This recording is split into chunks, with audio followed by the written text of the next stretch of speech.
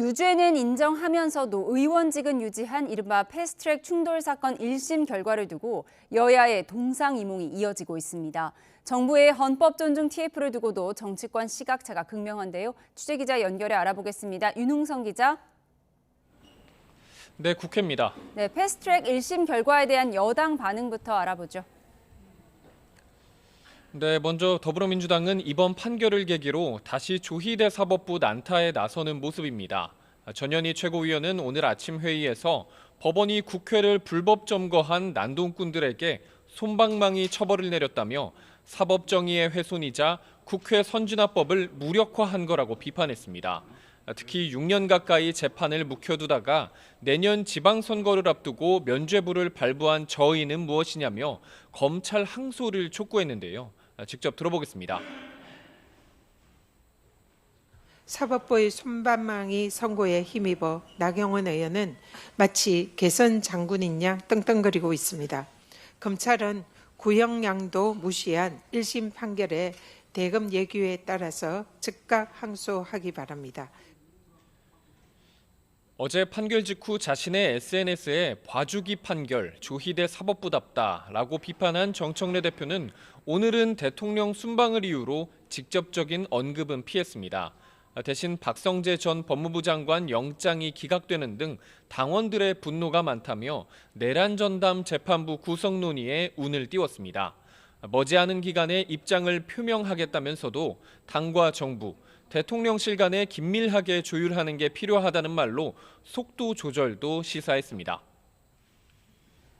네, 반면에 의원직 상실형이라는 최악의 결과를 피한 국민의힘 반격의 기회로 나섰다고요?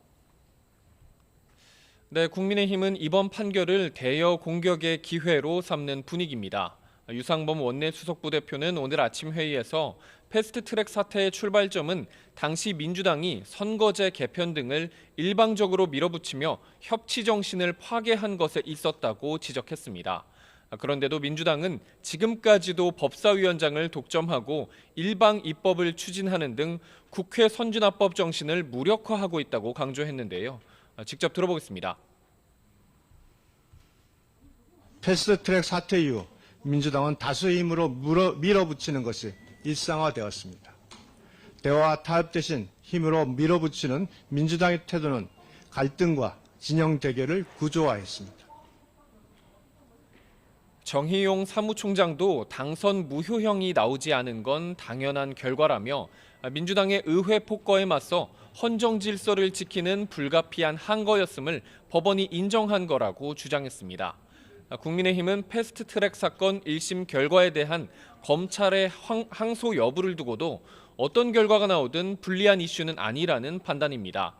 국민의힘 원내 핵심 관계자는 검찰이 항소를 안 하면 재판을 받지 않아서 좋고 항소하면 대장동 사건 항소 포기 사태를 다시 언급하면서 공격의 발판이 될 거라고 말했습니다.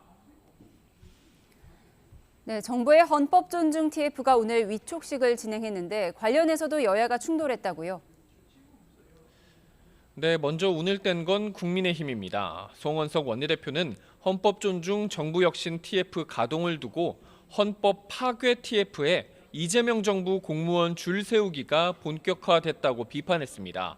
이어 정권 교체기마다 공직사회를 위축시키는 줄 세우기 악습을 끊어내기 위해 공무원 성실행정 면책법 입법을 추진하겠다고 말했는데요.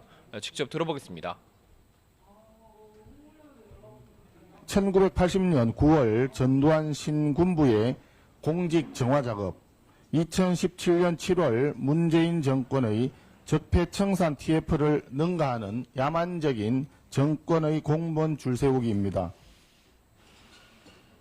반면 민주당은 헌법 존중 TF의 조사는 비상계엄 사건에 대한 책임 규명을 위한 최소한의 조치라며 왜곡된 흑색 선전을 중단하라고 반박했습니다.